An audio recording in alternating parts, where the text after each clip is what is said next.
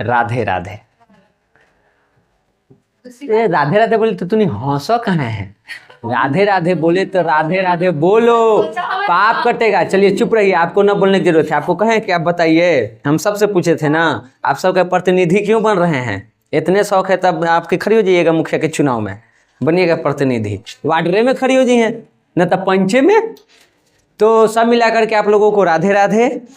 और आज हम लोग एक नया क्लास शुरू कर रहे हैं, वो है हमारा इंग्लिश। ठीक, इंग्लिश में चैप्टर नंबर 1। इंग्लिश 2 को पढ़ने के लिए है आपको। ही राधे राधे। हंस ले, पहले हंस ले, हंस ले, जितना हंसना है हंस। तोरो हंसी बड़ा मियाँ एकदम नॉर्मल रहो, कोई दिक्कत नहीं। एकदम जब तक तू कूल नहीं रहेगा, नॉर्मल नहीं रहेगा, तबले तुमको क्लास कैसे समझ में आएगा? कुछ और सोच के तू हंस रही है, हम समझ रहे हैं तू क्या सोच रही है। ना बोल सकते हैं। सुनिए, तो इंग्लिश में हम लोगों को 2 बुक पढ़ना है। एक ये है, एक पतला सा है। उसमें हम लोग English language, world language, Indian language, इन सब चीज़ों के बारे में पढ़ते हैं। वहाँ से भी सवाल आते हैं, तो उसको भी देखना है। और एक है तुम्हारा ये इंग्लिश मेन, जिसमें आप लोगों को 2 भाग पढ़ना है। एक है पोयम और एक है प्रोज, मतलब कविता और कहानी। और आज जो हम पढ़ा रहे हैं वो है आपको कहानी वाला में से चैप्टर नंबर 1, जिसका नाम है इंडियन सिविलाइजेशन एंड कल्चर। ठीक, भारतीय सभ्यता और संस्कृति के बारे में। पिछले क्लास में हमने आप लोगों को सभी राइटर्स का नाम लिखवा दिया, जितना भी है पढ़ने के लिए, प्रोज और पोएम। और इसके बारे में थोड़ा संक्षेप में हम आपको बताए भी थे। अगर संक्षेप वाला थोड़ा सा याद है तो पकड़ बनेगा, नहीं तो नाम है जेकर सभ्यता संस्कृति, उससे आप लोगों को तो कोई लेना देना है नहीं, हमको भी ना लेना देना है। तो थोड़े से शब्द आते हैं टफ टफ, और वहाँ पे कहिएगा कि ई का आ गया। तो 12th की पढ़ाई है तो 12th जैसा तो रहेगा, 5वां 6ठा LKG वाला तो रहेगा नहीं। तो दिमाग शांत रखिएगा, हम अपने भाषा में इसको बताने का प्रयास करेंगे। और आप लोग शुरू कर दीजिए लेक्चर नंबर 1। बाकी कविता पढ़ेंगे तो मज़ा है। Sweetest love I do not go, लहना सिंह। हाँ, उसने तो कहानी चाहिए ना, बस एक अलावा कुछ ना। चलिए कदावा सिंह के लहना से हिंदी में कि ये में आप लोगों को सबसे पहले पढ़ने के लिए क्या मिलता है जी चैप्टर में? 9th से, जैसे ही आप 9th में जाते हैं, 9th से ये कहानी शुरू हो जाता है कि जो चैप्टर पढ़ रहे हैं उसका लेखक और लेखक के परिचय। ठीक, तो अभी हम लोग पढ़ने वाले हैं इंडियन सिविलाइजेशन एंड कल्चर, और इसको लिखने वाले हैं महात्मा गांधी। तो सबसे पहले हम महात्मा गांधी का ले लेंगे। एक मई डॉग हो गया। सबसे पहले हम उनका लेंगे इंट्रोडक्शन, और उसके बाद शुरू करेंगे हम लोग मेन कहानी आप लोगों को समझ में आएगा, टेंशन मत लीजिए, एकदम समझ में आएगा। ना आएगा तो हम अपने भाषा में उसको बदल के समझा देंगे। सबसे पहले आइए यहाँ पे गांधी जी के बारे में। Mohandas Karamchand Gandhi, born in 1869 and died in 1948। Gandhi ji का पूरा नाम क्या चीज है? मोहनदास करमचंद गांधी। इसमें, इस नाम में गांधी जी के पिता जी के कौन वाला नाम है बताओ? मोहनदास है जी। आए मोहनदास है, ठीक है। तो देखिए इनका पूरा नाम है मोहनदास करमचंद गांधी। प्यार से लोग इनको बापू भी कहते हैं। ठीक, इनका जन्म कब हुआ है? 2 अक्टूबर 1869 में। मृत्यु कब हुई? मृत्यु नहीं, हत्या कहो, 30 जनवरी 1948। ठीक, मारा कौन? एक कट्टरपंथी व्यक्ति है जिसका नाम था नाथूराम गोडसे। ठीक, कौची मारा था? गोली। आगे देखिए, तो यहाँ पे Mahatma Gandhi popularly known as Bapu और the father of the nation was more a spiritual leader than the politician. अब देखो इनको एक और नाम से जानते हैं, क्या नाम है? बापू। इसके अलावा एक और नाम है, राष्ट्रीय पिता, फादर ऑफ नेशन के नाम से भी जानते हैं। और इन सबसे ज्यादा अगर बात करो तो ये एक लीडर है, और लीडर में इनको एक राजनीतिक लीडर से ज्यादा इनको स्पिरिचुअल लीडर माना जाता है, आध्यात्मिक नेता। आध्यात्मिक मतलब समझते हो? अरे जो नैतिकता के बात करे, जो धर्मों के राह पे चले, सत्य के राह पे चले, ईश्वर में विश्वास करे, इन रास्तों पे जो चलता है उसी को हम कहते हैं आध्यात्मिकता। चलिए आध्यात्मिकता के देते हैं। प्रेमानंद बाबा के नाम सुने हैं, तो वो अध्यात्म की राह पे हैं, पूर्णतः अध्यात्म की राह पे हैं। बाकी के हम नहीं कह सकते हैं, लेकिन वो हैं। ठीक, तो इनको कहा जाता है कि एक नेता तो है, राजनीतिक नेता हैं, राजनीति किए हैं, उसमें इनकी बड़ी भूमिका है, देश की आज़ादी में बड़ी भूमिका है, लेकिन साथ ही साथ ये एक आध्यात्मिक नेता भी थे।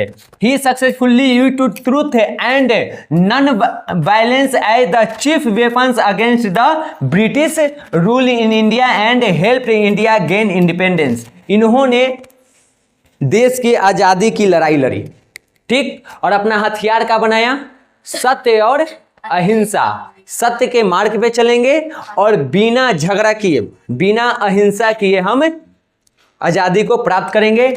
और इनके काल को देखो तो कब से 1915 से कभी 16-17 भी रहता है, लेकर के यहाँ तक के काल को एक नामे दिया गया है, गांधी युग।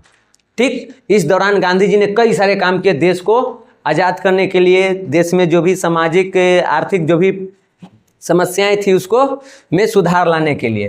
तो इनके सहयोग से ही, एक इनको ही खाली क्रेडिट हम नहीं दे सकते हैं कि गांधी जी के वजह से आज़ादी मिला है, लेकिन जितने भी लोग आज़ादी में लड़े उनमें इनका भी महत्वपूर्ण भूमिका रहा है। समझ गए? ये परिचय हो गया।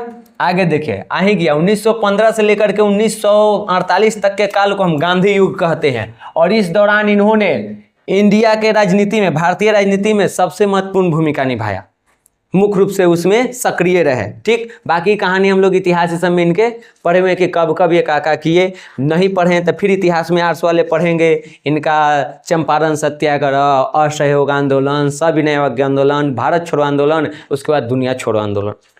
गोडसे कहेगा कि अब तो दुनिया छोड़ो आंदोलन करिए, जाइए आप।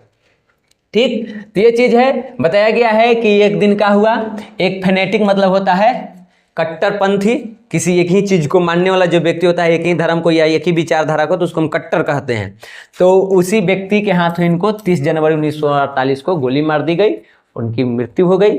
उस व्यक्ति का नाम था नाथूराम गोडसे। यहाँ पे हम जो पढ़ने वाले हैं, एक इनका जो कहानी है उसका तो नाम है मुख्य रूप से इंडियन सिविलाइजेशन एंड कल्चर, लेकिन इनका एक ऑटोबायोग्राफी है। ऑटोबायोग्राफी मतलब समझते हो? आत्मकथा। इनके आत्मकथा का नाम है माई एक्सपेरिमेंट्स विद ट्रूथ। ये आप लोग को याद रखना है। ऊपर से बाकी जो है इसमें एक ये, इसमें सवाल पूछेगा माई एक्सपेरिमेंट विद ट्रूथ किसका ऑटोबायोग्राफी है, या पूछेगा कि महात्मा गांधी का ये जो माई एक्सपेरिमेंट विद ट्रूथ है ये क्या है, कहानी है, बायोग्राफी है, ऑटोबायोग्राफी है, ऐसे करके दे देगा। तो आपको ऑटोबायोग्राफी मतलब आत्मकथा, खुद लिखे हैं। बायोग्राफी मतलब जीवनी होता है, कोई और लिखता है। अब कहानी सब तो निबंध सब अलग अलग चीज है। ये है कि बौरा गई हो तो साइलेंट भव।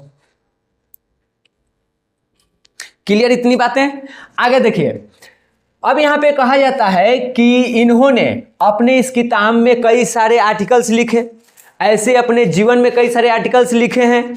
जैसे कि इनका 2 पत्रिका चलता था, एक हरिजन और एक यंग इंडिया। तो उसमें ये लेख लिखते थे, और लेख लिखते थे तो अंग्रेजी में। कई जगहों पे ये आयोजन में शामिल हुए, समारोह में, और वहाँ पे जाकर के ये भाषण दिए। भाषण किस लैंग्वेज में? अंग्रेजी में। और जब ये अंग्रेजी बोलते थे तो उसमें मुहावरों का भी प्रयोग करते थे। मतलब एक अंग्रेज व्यक्ति जो है, ब्रिटिश, जिस प्रकार के वो इंग्लिश बोलता था वैसे ही कौन बोलते थे? गांधी जी। तो इससे ये पता चलता है कि गांधी जी को इंग्लिश भाषा पे भी अच्छा खासा पकड़ था। इनका किताब इंग्लिश में, इनके भाषण इंग्लिश में, इनके लेख इंग्लिश में, और उससे पता चलता है कि इंग्लिश के जानकार थे। समझ गए? तो इसमें तुमको पूरा वही लिखा हुआ है। जहाँ तहाँ ना होगा तो हम इंग्लिश छोड़ के सीधे हिंदी में कहानी बताते चलेंगे। मुंह मत बनाइए सब, मुंह बनैले तो हम ही भूला जाम कि हमरा का बोलेला है। ठीक है, आगे देख। In the following extract Indian civilization and culture, Gandhi ji talks about the sound foundation of Indian civilization which has successfully withstood the passage of time. अब यहाँ पे जो हम पढ़ने वाले हैं Indian civilization and culture, Gandhi ji का ही लिखा हुआ है और इसमें वो बात कर रहे हैं किस चीज के बारे में? भारत की जो सभ्यता और संस्कृति है उसके बारे में, इसका जो न्यू दिया गया उसके बारे में, और आज तक जो ये बना हुआ है तब से लेकर के अब तक उसी के बारे में ये बात किए हैं। The western civilisation which has the tendency to privilege materiality can not match the Indian civilisation that elevates the moral beings. यहाँ पे कहा जा रहा है कि जो पश्चिमी सभ्यता है, यूरोपीय सभ्यता, वो लोग भौतिकतावाद पे ध्यान देते हैं। भौतिकतावाद मतलब समझती है, वो हर चीज को वस्तु के रूप में देखते हैं, हर काम को वस्तु से करवाना चाहते हैं। अध्यात्म पर उनका कोई लेना देना नहीं है। वो तप करना, तप से ज्ञान की प्राप्ति करना, ईश्वर को समझना, उनसे उनको लेना देना नहीं। वो सब काम किससे करवाना चाहते हैं? मशीनों से। उसी को कहते हैं हम भौतिकतावाद।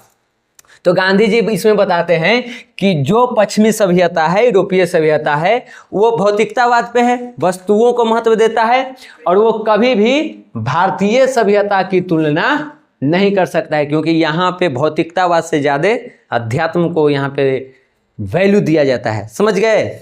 यहाँ तक में कोई दिक्कत है? आगे बढ़ें।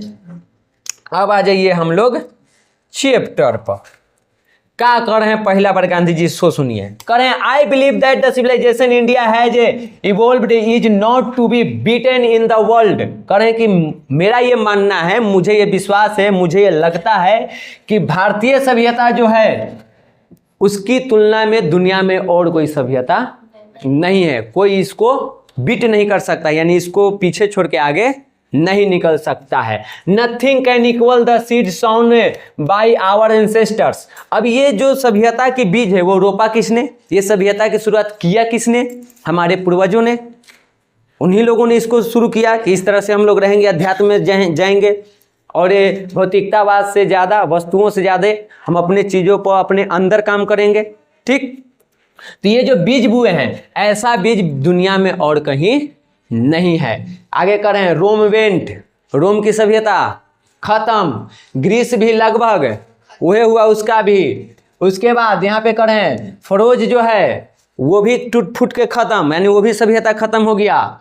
जापान भी पूरे तरह से पश्चिमी के प्रभाव में चला गया है, हम लोग के तरफ एशिया महादेश में, लेकिन उस पर प्रभाव किसका है? यूरोपीय या जो अमेरिका वगैरह जो भी है उधर पश्चिम में, तो उसका प्रभाव है। तो पूरे तरह से उसका हो गया, वेस्टर्न हो गया। चाइना के बारे में हम कुछ कह नहीं सकते हैं, है नहीं है, थोड़ा बहुत रह गया है, कह नहीं सकते कि रहेगा।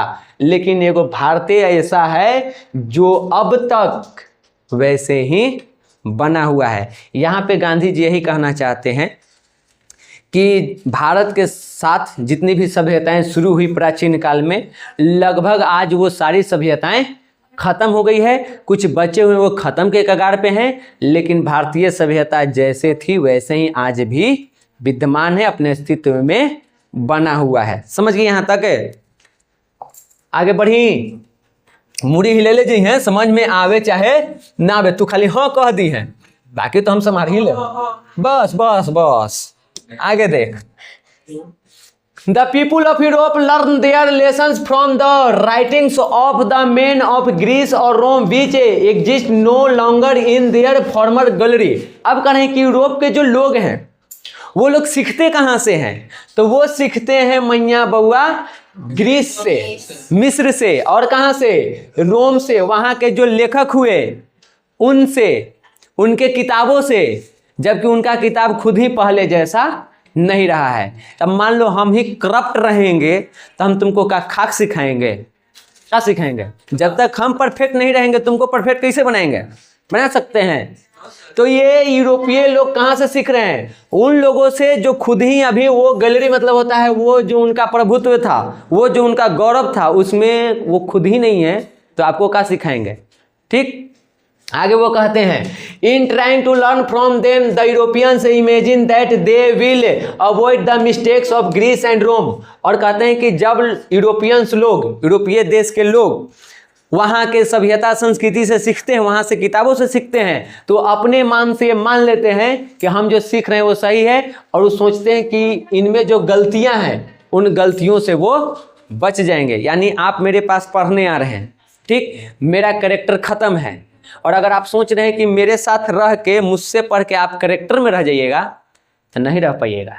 एक न एक दिन हमारा वाला प्रभाव आप पर पड़ जाएगा, क्योंकि पूरे तरह से आप डिपेंड किस पे हैं, हम पे हैं। तो जो हम करेंगे कहीं ना कहीं आप चाहते या ना चाहते हुए उसको फॉलो करेंगे। हम लोगों को अंग्रेजी मीडियम पढ़ाई शुरू कर दिया, चाहते या ना चाहते हुए भी हमने अंग्रेज बनिए गए, वही वाला पोशाक अपनाइए लिए, इंग्लिश बोलने में गर्व महसूस करने ही लगे, तो असर पड़ जाता है। तो उन गलतियों से बच नहीं सकते हैं। और कहते हैं आगे गांधी जी कि आज इन लोगों की जो स्थिति है वो कैसा हो गया है, पिटेबल, दयनीय स्थिति हो गया है, दयनीय स्थिति से गुजर रहे हैं, क्योंकि उनकी सभ्यता संस्कृति अंत के कगार पे है। कुछ तो खत्म हो गया है, कुछ कहीं नहीं सकते हैं बचल के। समझ गए? आगे देखिए, 7वें में पहुंचले हैं। एनर्जी लॉस मत करिए सब। हाँ, आगे देखिए, और उसके बाद अपन खासियत भी बताएंगे। आर्ट्स वालों के लिए फायदा होना चाहिए, सभ्यता संस्कृति पढ़े हुए हैं, उसी से रिलेटेड है। साइंस वाला के हम कहा वो सब हुए साइन थीटा कॉस थीटा, प्रकाश किरण इन्ने से गया, इन्ने से गुजरा, हुन्ने घुस गया, इन्ने निकल गया, उहे आओ चलो उन्हें चीर फाड़ करी तरह बैठ के। इन्हें देखो, in the midst of all this India remains immovable and that is her glory. अब यहाँ कहा जाता है कि इन सब के बीच जब ये सारी घटनाएं हो रही है तब भी भारतीय सभ्यता अभी तक का है, बना हुआ है, मूवेबल है, अपने जगह पे टिका हुआ, वहां से हिल डुल नहीं रहा है, वैसे ही बनल है, ठीक। और यही इसकी पहचान है, इसका गौरव है कि इतनी सारी चीजों से, इतने सारे आक्रमणों से ये प्रभावित हुआ, इतने सालों तक गुलाम रहा, लेकिन सभ्यता संस्कृति नहीं छोड़ा। यही इसकी गौरव की बात है। It is a charge against India that her people are so uncivilized, ignorant and stolid that is not possible to induce them to adopt any changes. ऐसा हम लोगों पे इल्जाम लगाया जाता है कि भारतीय जो है ना वो बैल है, उसमें कोई बदलाव करवाया ही नहीं जा सकता है, वो उसने बैल बुद्धि वाला रहना चाहता है। लेकिन गांधी जी कहते हैं कि बात ऐसा नहीं है, बात यहाँ ये है कि हमें बदलने की जरूरत ही नहीं है, क्योंकि हम पहले से ही परफेक्ट हैं, तुमसे बेहतर हैं, तो हम तुम्हारे जैसा क्यों बने? तुम मुझसे बेहतर बनोगे तब ना मैं तुम्हारे जैसा बनूंगा, तो मैं पहले से ही जब तुमसे बेहतर हूँ तो मैं तुम्हारे जैसा क्यों बनूं? तो ये कहते हैं कि ये जो इल्जाम है वो गलत है। It is a charge really against our merit what we have tested and found true and the anvil of experience we dare not changes। अब आगे वो कह रहे हैं कि हम लोगों ने असल में जो आरोप लगाया गया है वो हमारी विशेषता के विरुद्ध है, जो हमारी संस्कृति है, सभ्यता है, जो हमारी क्वालिटी है उसके विरुद्ध में है। हमें अपने अनुभव से ये समझा कि हम जो है वो सही हैं और हमें किसी के कहने पर बदलने की जरूरत नहीं है, और कोई हमको बदल भी नहीं सकता है, इतना साहस भी नहीं है, क्योंकि हम अपने सभ्यता संस्कृति से जुड़े हुए हैं। आगे आइए। Many thrust their advice upon India and she remains steady. But this is her beauty. It is the seat anchor of our hope. बहुत सारे लोग हैं जो भारत पे एक से एक सुझाव थोपते रहते हैं कि भारत को ऐसा करना चाहिए, भारत को ऐसे करना चाहिए, ऐसे रहना चाहिए, भारतीयों को ऐसे रहना चाहिए, लेकिन हमने के बदले की जरूरत नहीं है। हमारी जो ये परंपरा है, जो सभ्यता है, जो संस्कृति है, यही तो इसकी खूबसूरती है। तो हम दूसरे के कहने पर अपनी खूबसूरती क्यों छोड़ दें? हम वही धोती कुर्ता गमछी में रहेंगे, वही भाषा बोलेंगे, वैसे ही मिलजुल कर रहेंगे, वैसे ही पर्व त्योहारों को मनाएंगे, वही 7 वचन 7 फेरे रखेंगे। हमारा लिव इन रिलेशनशिप और डिवोर्स वगैरह, हमको लव मैरिज नहीं चाहिए। समझ गई? हम पिता के पैरे छुएंगे, गुड मॉर्निंग बोला हमको पिता नहीं चाहिए, क्योंकि तुमसे वो बेहतर है, वो झुकना सिखाता है, और जब आदमी झुकता है तो वो विनम्र होता है। समझ गए? पहले से ही बेहतर है, तीसरी बात क्या कर रहे हैं, civilization is that mode of conduct which points out the man the path of duty, performance of duty and observance of morality are convertible terms.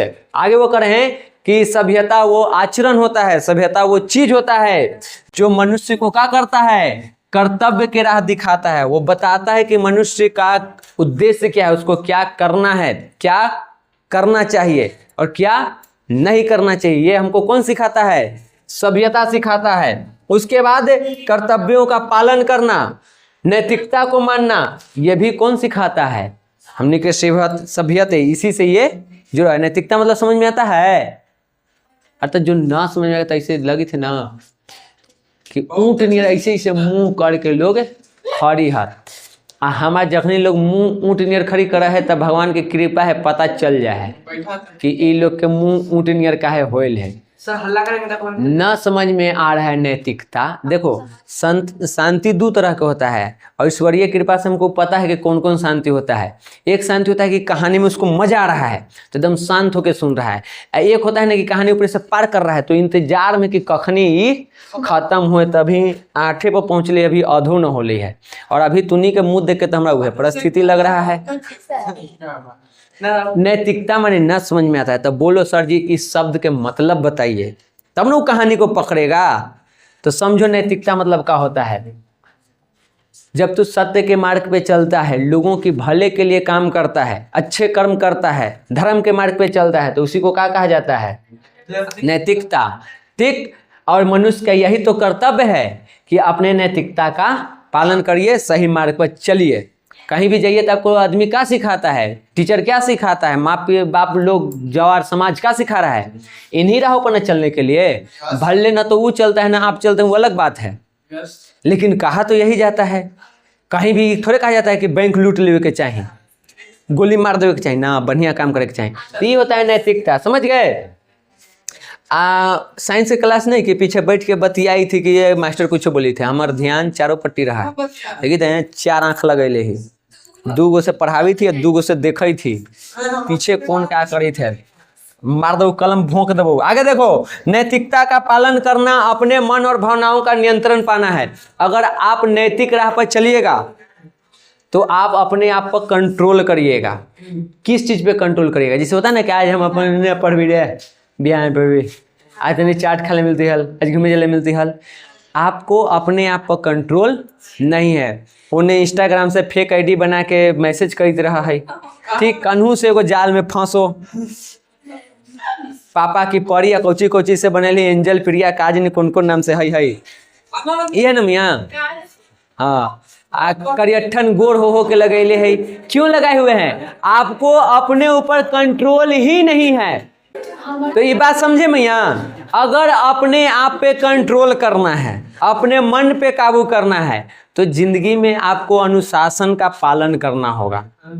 आता भी निबंध लिखने के लिए, छात्र जीवन में अनुशासन, या किसी भी व्यक्ति को किसी चीज को प्राप्त करना है तो उसके लिए अनुशासन। और अनुशासन कहाँ से आएगा, नैतिकता से। नैतिकता कहाँ से आएगा, कर्तव्य से। और कर्तव्य कहाँ से आएगा, सभ्यता से। तो सभ्यता, ये जो हम लोग रहते हैं अपने समाज में, जिस तरह की हमारी सभ्यता है, सभ्यता मतलब मारेंगे एक झाप, सभ्यता में होता है वो अलग चीज हो गया। सुनो, अब सभ्यता मतलब होता है गांव घर में लोगों को रहने सहने, पहनावा ओढ़ावा, खान पान, इन सब चीजों की क्या चीजें हैं उसमें, ठीक। तो इन सब चीज़ों से हमारा आचरण आता है। बताओ, आपके गांव समाज में सब भांग मदिरा पीने वाला हो, मांस खाने वाला हो, तो आप क्या खाइएगा, क्या पीजिएगा। लेकिन आपके गांव में समाज में सब कोई शुद्ध शाकाहारी हो तो आप क्या होइएगा। आपके गांव में उठिए सुतिए लोग बस डॉट करने वाला हो तो आप क्या करिएगा। और अगर आपके गांव में उठिए सुतिए लोग पूजा पाठ, नहान धोवान, पूजा पाठ शांति से, ये सब घंटी माला मंत्र उच्चारण करने वाला तो आप क्या होइएगा। तो वही दोनों सभ्यता है। अब वही है, पश्चिमी वाला सभ्यता वही लेवल के है, ठीक। हमारे एक सर बताए थे कभी कि पश्चिमी सभ्यता का जो विवाह होता है वो बांस के सवारी जैसा होता है। बांस स्टॉप पर मिले, प्यार हुआ, गाड़ी में चढ़े, सफर किए, कैसे होता है कि बांस पर खड़ा है, चढ़े, सवारी किए, उतरे, काम खत्म, तब बियाह उसी होता है। मिले, प्यार हुआ, शादी किए, कुछ दिन लोग बस चला, उसके बाद मन भर गया, अपन अपन स्टॉपेज पर उतरे, वो नया बाल बच्चा लोग का कॉन्वेंट स्कूल में। कोई कहे ना कि हमारा लड़का कॉन्वेंट स्कूल में पढ़ता है, तो याद रखना कॉन्वेंट स्कूल उसको कहते हैं जहाँ पे लवारिस लेकर पढ़ता है, समझ गया? है ये सब वो में होता है, क्रिश्चियन में होता है, सबके अपना संस्कृति है, तो वो वहाँ के लिए परफेक्ट है, ठीक। यहाँ के लिए वो चीज़ परफेक्ट नहीं है, यहाँ के लिए वो गलत है। और हम लोग न तो उधर के हैं ना तो इधर के, एक टांग होने कर दिए हैं, एक टांग है ना यहाँ मैच कर रहे हैं ना वहाँ मैच कर रहे हैं। हम लोग पूर्णतः वेस्टर्न है ना, है पूर्णतः वेस्टर्न हो जाता तो ठीक है। हमारा वेस्टर्न कैसे है, हमारे 4 गो गर्लफ्रेंड हो लेकिन हमारे बहन के एको बॉयफ्रेंड ना हो, ये वाला वेस्टर्न है हम, ठीक। तो ऐसा वेस्टर्न नहीं होना चाहिए, वेस्टर्न पूर्णतः बन जाइए, अन्यथा पूर्णतः इंडियन रहिए अपनी सभ्यता में। तो ये समझ में आया सभ्यता के क्या महत्व है जी? सभ्यता से मनुष्य को कर्तव्य का पता चलता है, कर्तव्य से नैतिकता आता है, और नैतिकता से हम अपने मन और भावनाओं पर नियंत्रण कर पाते हैं, ठीक। और जब हम अपने मन पे, अपने भावनाओं पे कंट्रोल करते हैं, तब जाकर के अपने आप को हम पहचानते हैं कि हम कौन हैं। अभी चैप्टर इतना बढ़िया से थोड़े समझेगा, ये समझे में लोग के कितना सालों साल तपस्या करे पड़ा है, तब वो जान पावे कि हम कौन ही। और तुझे तक हम चैप्टर में समझ जाए कि हम कौन ही, ये चीज़ों को पालन करना होगा, तब समझिएगा कि आप कौन है। प्रेमा बाबा जी समझ गए कि हम कौन है। जल्द देखिए, हाँ कलयुग के भगवान जी हथी। सूरज हमारा तो धरा दिया कि खाली भर दिन राधा राधा राधा करके छोटा हमरो राधा राधा के लत धरवा दिया है। कितना बढ़िया हम अपन ओम नमः शिवाय ओम नमः शिवाय ओम नमः शिवाय कर ली, फिर तो ओम नमः शिवाय में 6 बार राधा राधा बोल दे, इनमें ज्यादा फायदा है। स्वार्थी भक्ति में भी स्वार्थ चल रहा है, क्या करिएगा। इधर देखिए, the Gujarati equivalent for civilisation means good conduct. Gujarati में एक कहावत है, गुजरात में कहा जाता है कि सभ्यता का मतलब क्या होता है, अच्छा आचरण। तो जो पूछ रहा था कि सर जी सभ्यता क्या होता है, तो आप कम से कम इतनी बात याद रखिए, अगर आप में अच्छा आचरण है तो वही है सभ्यता। हाँ तोर खराब का वाला सभ्यता है, क्या है, वेस्टर्न के सभ्यता नहीं है, चीन के सभ्यता नहीं है, तो वो अपने जगह के लिए सही है। अब वो भारतीय बनना चाहेगा तो उसके लिए खराब है, आप चाइनीज बनना चाह रहे हैं तो आपके लिए खराब है, आप अपने वाला में रहिए, समझ गए। इतनी सी बात है। If this definition be correct, then India, as so many writers have shown, has nothing to learn from anybody else, and this is as it should be. कहा जा रहा है, गांधी जी कह रहे हैं कि गुजराती में सभ्यता का मतलब क्या होता है, अच्छा आचरण। और अगर ये परिभाषा सही है, सभ्यता का मतलब अच्छा आचरण होता है, तब तो हमको दुनिया से सीखने के जरूरतें नहीं है। हमारे पास कई ऐसे लेखक हुए जिन्होंने ये दिखाया है कि हमें किसी से कुछ सीखने की जरूरत नहीं है, कोई जरूरत नहीं है।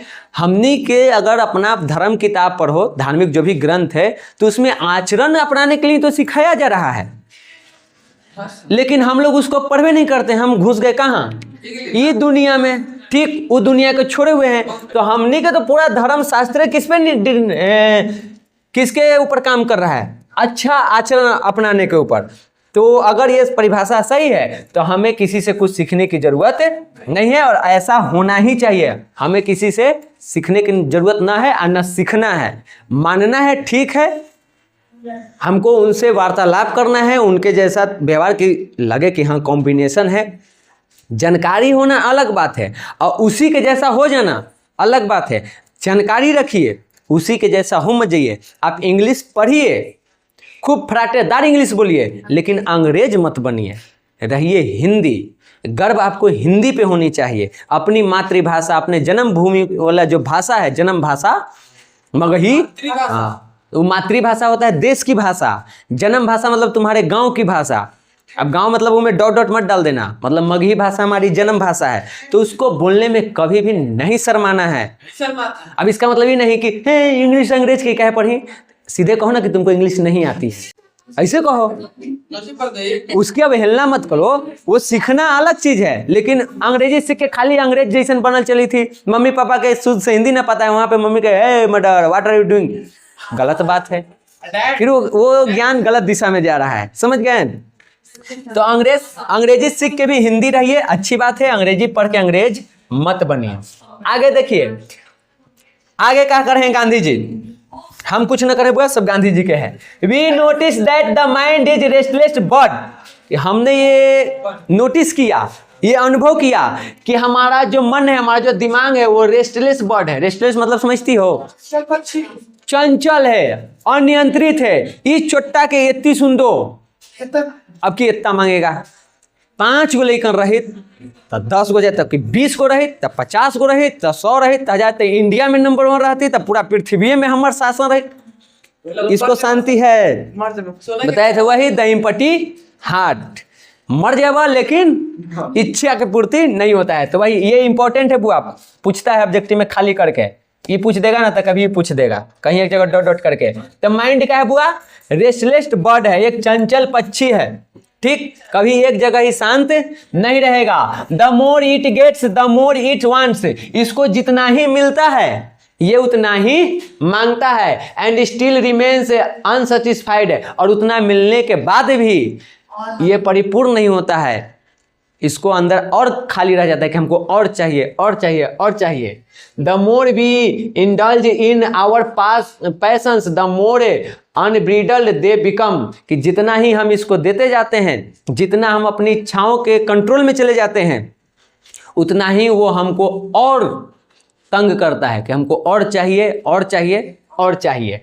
आवर एंसेस्टर, हमारे जो पूर्वज थे, Therefore set a limit of our indulgence, वो इस बात को समझ गए थे कि मन जो है वो चंचल पक्षी की तरह इच्छाओं की पूर्ति कभी नहीं होती है, और इसीलिए उन लोगों ने इसके लिए कुछ सीमाएं धारित की कि इससे आगे तुमको नहीं जाना है। उसके आगे न जाने के लिए तुम्हें सभ्यता, संस्कृति, आचरण, नैतिकता की जरूरत पड़ती है, समझ गया। तो वो ये कर दिए, दे saw that happiness was largely a mental condition, वो इस बात को समझे, अनुभव किए कि ये जो हैप्पीनेस है वो बस एक दिमागी कंडीशन है, स्थिति है। हम दुख में भी खुश रह सकते हैं, हम खुश में भी दुखी हो सकते हैं। तो इन सारी चीज़ों को वो समझ गए थे और उसी को तो हम लोगों को बताएं। आगे देखिए जी, मुंह मत बनइए जी, बस पहुँचैले ही जी, 4 पेज आओ है जी, ऐसे 6 पेज है, शुरू करें ना आए ना बुआ। आज अब बिहान में खत्म करेंगे, परसों ऑब्जेक्टिव करवाएंगे, एक सप्ताह में एक चैप्टर का निपटारा किए। A man is not necessarily happy because he is rich, आगे कहा जा रहा है, समझने की बात ये सब जीवन में। क्या ये गारंटी है कि जो व्यक्ति अमीर है वो खुश रहेगा और जो गरीब है वो दुखी रहेगा? गांधी जी वही कर रहे हैं कि ऐसा नहीं है कि जो अमीर है वो हमेशा खुश रहेगा और जो गरीब है वो हमेशा दुखी रहेगा। कई बार ऐसा होता है कि अमीर व्यक्ति ही दुखी होता है और गरीब व्यक्ति ही सुखी होता है। और हम लोग इस जिंदगी में जितना ही रेस में लगे हुए हैं, किस चीज़ के लिए? अमीर बनने के लिए। अमीर क्या लगे? खुश होंगे। जब अमीर बनेगा तब पता चलेगा कि लो, तो पूरा जिंदगी अमीर बनने में लग गए, खुश तो कभी हम हुए भी नहीं किए, समझ गए? तो खुशियाँ अमीर और गरीब के मोहताज नहीं है, वो आपसी संबंध, व्यवहार, सभ्यता, संस्कृति, परिवार, रिश्तेदार, दोस्त, यार होता है, उसमें खुशियाँ होती है, समझ गए? तो कह रहे हैं कि ऐसा नहीं है कि अमीर व्यक्ति खुश रहे, गरीब आदमी दुखी रहे। कई बार ऐसा देखा जाता है कि अमीर व्यक्ति दुखी होते हैं और गरीब व्यक्ति खुश रहता है। Millions will always remains poor, कि यहाँ पे लाखों लोग हैं जो गरीब हैं, तो क्या वो दुखी हैं? उनके जितना सुकून की नींद आपको आएगी कभी? वो लोग कहीं एक खाट पे भी वो मस्त नींद लेते हैं कि आपको वो एसी में भी नींद नहीं आएगी। तो ये नहीं कह सकते हैं कि अमीर व्यक्ति ही खुश होता है। अगर अमीर व्यक्ति ही खुश होता है तो इतना तलाक काहे होता है? सबसे ज्यादा लड़ाई झगड़ा ये सब जो है ना, कल वो अमीरों के घर में ही होता है, धन संपत्ति को लेकर के। हमारे एगो सर जी कंपटीशन करते थे तो बताए थे कि एगो व्यक्ति था, सरकारी नौकरी था, खूब करप्शन किया भर भर के। वो उनका आंखों देखा हाल था, आस पड़ोस में कोई होगा। 3-4 गो बेटा था, खूब लूट लूट के धन बनाया। बुढ़ौती आया, खटिया पकड़ लिया, उसके बाद उसके बेटे चारों आपस में लड़े लगा। वो कहे कि बाबू तोरा ज़्यादा दे दलथुन है, वो कहे कि तोरा दलथुन है, वो कहे तोरा दलथुन है। तो पाप की कमाई थी और पाप के कमाई कभी भी हजम नहीं होता है, तुमको सुख देगा ही नहीं। हाँ, थोड़े क्षण के लिए आपको शांति देगा, एक खुशी, लेकिन वो इच्छाओं को बढ़ा देगा। अगर आप ईमानदारी से कमाते हैं, उसी में असली सुख है। मिलजुल के रह रहे हैं, परिवार के साथ टाइम स्पेंड कर रहे हैं, वही असली खुशी है। बाकी सब तो वर्चुअल है, कृत्रिम है। ठीक, मनुष्य के इच्छा के कंट्रोल होला, हम लोग उसको अपने कंट्रोल में रखते नहीं, ओकरे कंट्रोल में चल जाते हैं। आओ कमैती मार्बल टाइल्स वाला घर बना लेती है ना मियाँ, ऊपरे हेलीकॉप्टर उड़े वाला बना लेती, एगो अपन हेलीकॉप्टर होइत, एगो हो गया तो सब परिवार के एगो हेलीकॉप्टर होइत, एगो नया ब्रांड के हेलीकॉप्टर हुआ वो हमरे होइत। ये कभी खत्म हो वाला है चीज जी। तो जितना हो सके इच्छा को अपने कंट्रोल में कर लो। बुद्ध भी तो यही कहे हैं, दुख का सबसे बड़ा कारण इच्छा है, और उसके निवारण के उपाय भी बता दिए हैं। लेकिन हम लोग मानते कहाँ हैं, खाली पढ़ते हैं, मानते थोड़े हैं। मान लेंगे तो फिर दिक्कत न हो जाएगा। आगे देखिए, observing all this our ancestor decided us from luxuries and pleasures. इन सब चीजों को देख के हमारे पूर्वजों ने ये कहा कि देखो रे आगे वाला पीढ़ी, ये जो अमीरों की जिंदगी है इससे क्या रहो दूर, इससे बच के रहो, क्योंकि ये बर्बाद कर देगा। देखे में तो लगेगा कि हाँ सही चीज है, लेकिन एक बार जब एक जाल में फंसेगा तो ये तुमको बर्बाद कर देगा, कभी चैन के नींद नहीं लेने देगा। आप सुखे 12 बजे 1 बजे रात ले खूब लिख रही है, पढ़ रही है, चैन से सुतहूँ के चैन ना है कि आज तनी बढ़िया से सुत लूँ। काहे? हमारा नंबर 1 पे आना है। काहे ला नंबर 1 पे आना है? खूब पैसा कमाना है, लगे पड़े हैं।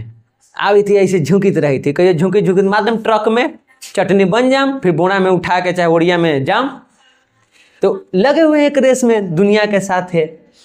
बाकी सरकारी नौकरी वाला के तुम कुछ कह ही ना सके, ओकर अलगे दौर शुरू है, कैसू हो जाए ये बात। We have manage with the same kind of plug and existed thousand of years ago. We have retained the same kind of cottage that we had in former times and our indigenous education remains the same as before. इसीलिए आज भी हमारे पास जो खेती होती है वो वही पुराना हल से होती है। आज भी हम जिस घर में रहते हैं वो कच्चा घर है। आप लोग आज से उसको तुलना मत कीजिए, जब गांधी जी थे तब जाइए, कहानी तब की है। आज तो हम लोग तनी शहरी हो ही गए हैं, पश्चिमीकरण तो हो ही रहा है। ठीक, तो गांधी जी बता रहे हैं कि जो हम हल यूज करें, ऐसा नहीं है कि हमको हल बनाने नहीं आता है नया वाला, हमको उसकी ज़रूरत नहीं है, क्योंकि नया तो और नया खोजेंगे और नया खोजेंगे। तो हम पुराने वाले हल को यूज कर रहे हैं, हम पुराने घर में वही झुग्गी झोपड़ी में रह रहे हैं, हम उसी एजुकेशन सिस्टम को, पढ़ाई की जो तरीका है हम उसी को फॉलो कर रहे हैं। इसलिए नहीं कि हमको नया खोजने नहीं आता है, नया कर नहीं सकते हैं, इसलिए कि उसका एक लिमिट होना चाहिए, और नहीं तो फिर इच्छाओं के कंट्रोल में अगर हम चले गए तो हमको बर्बाद कर देगा। इसीलिए हम जितना है उतने में सीमित रहते हैं और खुश रहते हैं। समझ गए? तो ये बात बताए हैं। उसके बाद आगे, we have had no system of life coding competition, कि हमनी के जीवन में कहीं पे कंपटीशन नाम के कोई चीज नहीं था, लेकिन आज हो गया है। क्यों हो गया है? आगे देखिए, इज फॉलोवेड हिज ओन ऑक्यूपेशन और ट्रेड एंड चार्ज और रेगुलर वेग। कहा जाता है कि हम लोगों का अपनी स्वतंत्रता था, स्वतंत्रता थी, आपको जो मन है वो व्यापार कीजिए, जो काम है वो करिए। इसमें आप लोग जब पढ़िएगा तो थोड़ा सा चले जाइएगा उधर ब्राह्मण वैश्य शूद्र वाला, हाँ तो उसको थोड़ा साइड रखिए, उसमें मत घुसे, उसको और पीछे जाइए, उसके शुरुआत होने से पीछे, तब ये सारी चीज़ें नहीं थी, तब ये था जिसको जो मन है वो काम कर रहा है। ऐसा ये जो वर्ण व्यवस्था बना तो बाद में ना बना है, इसलिए कहें कि इतिहास वाला जो है वो इसको पकड़ेगा। जो 20 से पढ़ लेते हैं तो छुआछूत तो होगा हल, मार के तो भगा दे हल। गांधी जी इस टाइम की बात नहीं कर रहे हैं, वो शुरू होने से पहले की बात कर रहे हैं। तब लोगों के पास अपनी आज़ादी थी, लोग अपने मन के काम करते थे और उस काम का रेगुलर उनको मजदूरी भी मिलता था। It was not that we did not know how to invent machinery. करें कि इसका मतलब ये नहीं कि हम लोगों को मशीन बनाने नहीं आता था, उसका आविष्कार नहीं कर सकते हैं, नहीं खोज सकते हैं। But our forefathers knew that if we set our hearts after such things we would become slaves and lose our moral fiber। कह रहे हैं ऐसा नहीं है कि हमें मशीन बनाने नहीं आ रहा है, लेकिन हमारे पूर्वजों ने ये डिसाइड किया कि हम लोगों को मशीन नहीं बनाना है। क्यों नहीं बनाना है? वो बोले कि अगर मशीन बना लिया तो तू मशीन के हो जाएगा दास, तो अपन मेंटल कंडीशन हो जाएगा खत्म, तू किस पे निर्भर हो जाएगा? मशीन पर, और जो तुमको करना है, जो तुम्हारी मोरल है, जो तुम्हारे अंदर का जो गुण है, जो तुम्हारी क्षमता है, वो कहीं ना कहीं मशीन के कारण दब जाएगा। आज तुम लोगों को पढ़ा रहे हैं, ठीक, गूगल है, कोई डाउट हुआ गूगल से पूछ लिए, ठुक एक आंसर बताओ, टिक करवा दिए। 1 मिनट के लिए इस गूगल को, एआई को अपने दिमाग में से हटा दो। अब तुम हमसे सवाल करो, मेरे पास क्या उपाय है? बुक पढ़ना पड़ेगा। किस बुक में मिलेगा पता नहीं, तो उसको ढूंढने के चक्कर में हम 10 को किताब पढ़ लेंगे, तो एक सवाल के चक्कर में 10 किताब का नॉलेज इनडायरेक्टली मेरे दिमाग में चला जाएगा। लेकिन ये एआई गूगल आने से, ओके गूगल, भारत के राष्ट्रपिता कौन है, काम खत्म, निपट गए। नाथूराम गोडसे कि गांधी जी को किसने मारा, गूगल बता दिए, काम खत्म। हमको नहीं पता होता तो हम किताब पढ़ के ढूंढते कौन मारा था, तो उसमें और कई सारी जानकारी हम लेते, और इसीलिए हमारे पूर्वज मशीनों के पीछे नहीं भाग रहे थे। आज हम उसका गुलाम बन गए हैं। बने कि नहीं बने जी? एकदम बने हुए हैं, और आगे और बनेंगे। इतना अहदी नंबर 420 हो जाएगा ना कि खाऊं लगी कहेगा कि मशीन के, रोबोट के कहे कि हम मुंह में खिया दे, हम हाथ न उठाबो, तू खियाओ, हम पड़ रहो चुपचाप। तो इस तरह से हम लोग गुलाम होने वाले हैं। They therefore after due deliberation decide that we should only do what we could with our hands and feet. और इसलिए हमारे पूर्वजों ने डिसाइड किया कि हम लोग बस वही काम करेंगे जो अपने हाथ और पैर से कर सकते हैं। बाकी मशीन के मदद लेकर के हमको कोई काम करने की जरूरत नहीं है। क्यों नहीं है? क्योंकि हम उसका गुलाम बन जाएंगे। समझ गए? आ गया ये हसी सूतित परित पढ़ित लिखित, काम खत्म।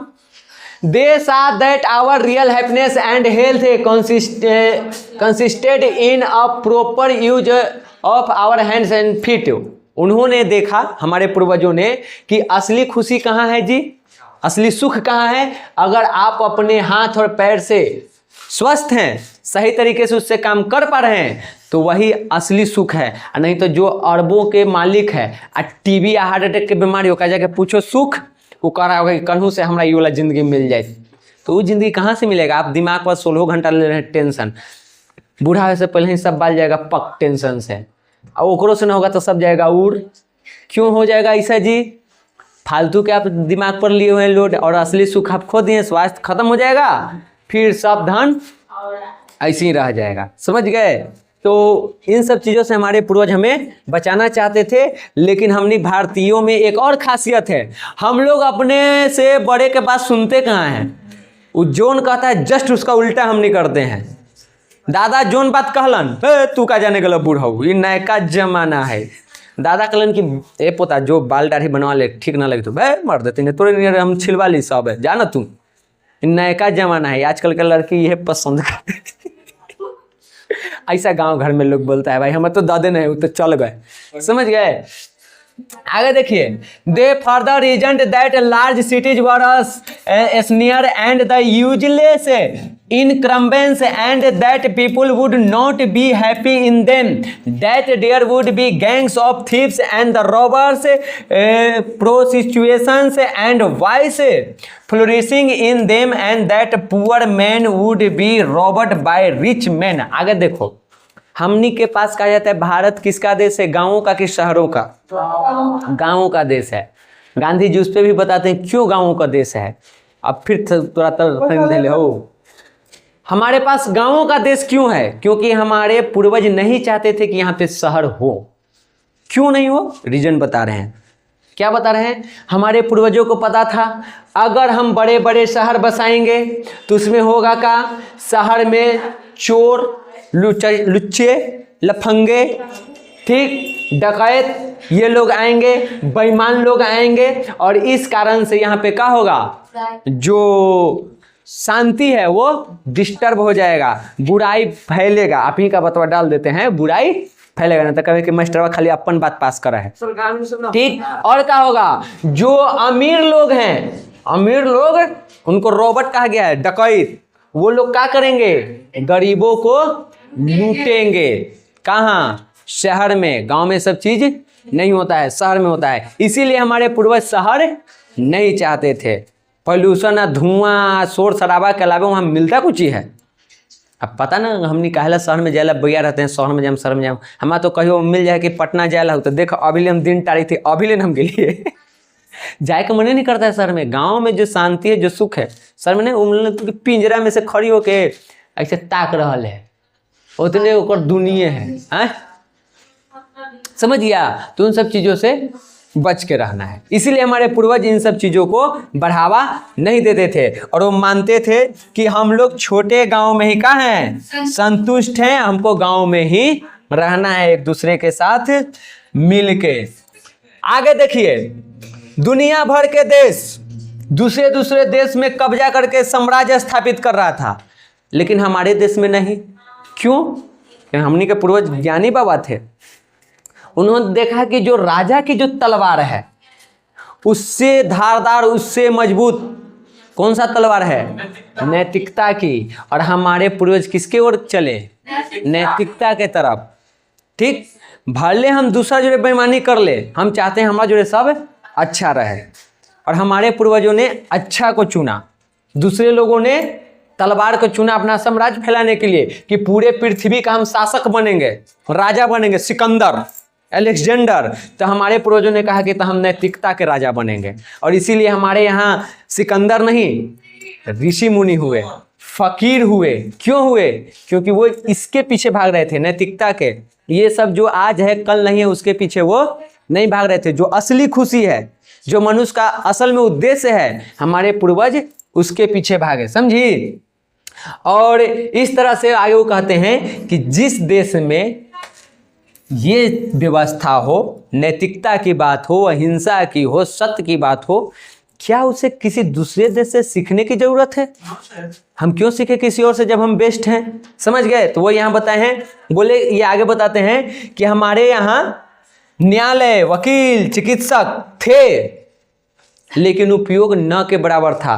न्यायालय था लेकिन उसकी जरूरत नहीं थी, वकील थे, जरूरत नहीं थी, डॉक्टर हैं, लेकिन हम लोग इतने स्वस्थ थे कि जरूरत नहीं थी। और अगर कभी जरूरत ही पड़ी इनकी तो उनका एक सीमा था, उनका एक फी जो है वो इतना कम था कि हर व्यक्ति दे सकता है, लूटा नहीं जाता था कि लावा लूट ला लूट ला लूट ला। आज हम न्यू हुए हो गए हैं, लेकिन वो बोल रहे हैं कि वे सब अपनी सीमा में थे और कोई भी एक दूसरे को लूटता नहीं था, किसी में कोई कंपटीशन नहीं था, सभी एक दूसरे को जानते थे और एक दूसरे के पेशे को रिस्पेक्ट देते थे, क्योंकि उनको पता था कि सब काम अपने में श्रेष्ठ होता है, एक काम दूसरे से रिलेटेड है। वो व्यक्ति जो कर रहा है वो हम नहीं कर सकते और हम जो कर रहे हैं वो व्यक्ति नहीं कर सकता है, और एक दूसरे को रिस्पेक्ट देते थे। समझ गए? आगे यहाँ देखो, वकील और वैद्य जो हैं वो लोगों को लूटते नहीं थे, ठीक, बल्कि वे लोगों का सेवक माने जाते थे। आज भी हमने कहते हैं ना, डॉक्टर मतलब भगवान। ये दर्जा मिला था, क्यों मिला? वैसा काम किया तब ना वो दर्जा मिला भाई। आप कहता है कि अब ना है, क्यों नहीं है? आज वैसा काम नहीं कर रहा है, क्योंकि पश्चिमी सभ्यता का प्रभाव तो हमारे ऊपर भी है। समझ गए? और यहाँ पे ये समझिए, वो सेवक था ना कि स्वामी। आज का हो गया है वो स्वामी हो गया है, सेवक नहीं। ये बता ही दिए हैं कि न्यायालय था लेकिन उसका उतना उपयोग नहीं था, और जो भी वो काम करता था वो निष्पक्ष, मुंह देख के नहीं, जो सही वो सही है, जो गलत है वो गलत है, क्योंकि हम नैतिकता को वहाँ पे महत्व देते थे, अच्छे आचरण को हम महत्व देते थे, इसलिए निष्पक्ष होते थे, ठीक। और बहुत कम लोग अदालत में जाते थे, ज़्यादातर लोग अदालत से दूर ही रहते थे, ठीक। उसके बाद अदालत में गए तो वो जो आजकल दलाल चलित रहता है सब, वकील तो आजकल दलाले हो गया है। आप एगो केस करिए, आप खत्म हो जाइएगा, आपका केसवा खत्म नहीं होगा। वो आपको देखता है एक एटीएम मशीन के रूप में, के काम से छट छट निकालना है। पहले ऐसी बात नहीं थी, मामला रफा दफा करो, इसको न्याय दो। आज न्याय के नाम पर सिर्फ तारीख मिलता है, और ये कहाँ के प्रभाव है? वेस्टर्न के। ये हमारे पास नहीं था, ठीक। आगे इस तरह के बुराई अगर कहीं पे थी हमारे यहाँ तो कहाँ थी?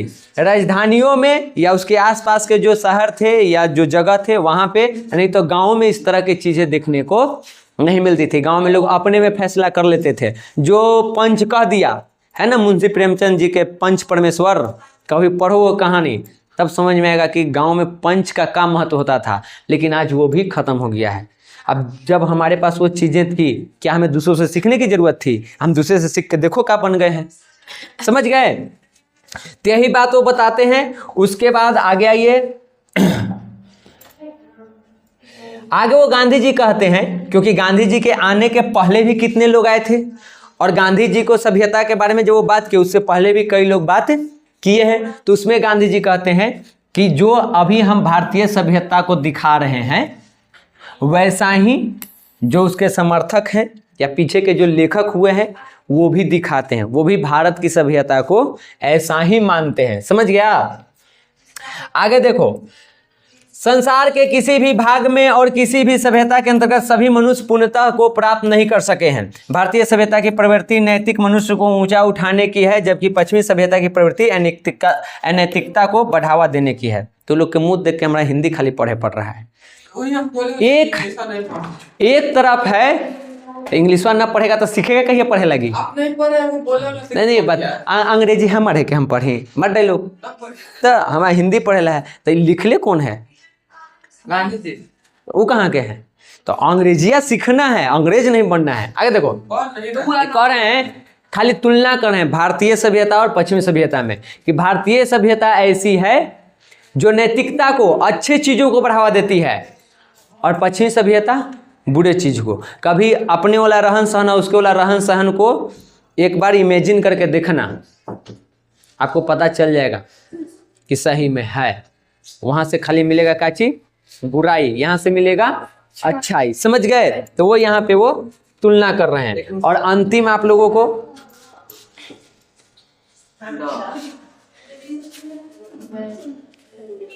आगे वो कह रहे हैं कि आज जो ईश्वरहीन की बात करते हैं, ठीक, कि ईश्वर नहीं है, पहले वो ईश्वर के विश्वास पे ही आधारित था। आज भले आप उसको मना कर रहे हैं। इस प्रकार समझते और विश्वास करते हुए भारत से प्रेम करने वाले प्रत्येक व्यक्ति का यह कर्तव्य है। अब हम लोगों को ड्यूटी मिल रहा है कि हम सभी लोगों का यह कर्तव्य है कि हम अपने प्राचीन भारतीय सभ्यता को बनाए रखें। इससे वैसे ही हम चिपके रहें जैसे कि माँ के छाती से एक छोटा बच्चा चिपका रहता है। अपनी सभ्यता को छोड़ना नहीं है। हो सकता है इसको बस बिल्कुल ऐसे समझो कि एक तरफ तुम्हारी माँ है, छोटा बच्चा है महीना दिन के, एक तरफ उसकी माँ है, एक तरफ कोई और महिला है। वो महिला उसको पूरा सोना चांदी सब कुछ जो भी देना है दे, लेकिन वो माँ वाला प्यार नहीं दे सकते। वो तो उसकी माँ ही देगी। वो जो माँ का दूध है वो महिला नहीं दे सकते, वो माँ ही देगी। तो जैसे हम अपनी माँ को नहीं छोड़ते हैं, हजारों लाखों के भीड़ में हम अपनी माँ को ही ढूंढते हैं और उसी के गोद में जैसे जाके चुप होते हैं, वैसे ही हमें अपनी सभ्यता और संस्कृति से भी चिपक के रहना है। ये हमारी माँ है। बाकी सभ्यता आपको हर तरह के सुख दे सकती है, लेकिन जो अपनी सभ्यता सुख देगा वो कभी भी दूसरा सभ्यता नहीं दे सकता है। समझ गए? यहाँ पे आपको हम खत्म कर देते हैं पार्ट 1। कहानी अभी और चलेगी, पिक्चर अभी बाकी है मेरे दोस्त। तो हम लोग देखते हैं अगला चीज अगले एपिसोड में। कल खत्म करेंगे। हाँ हो।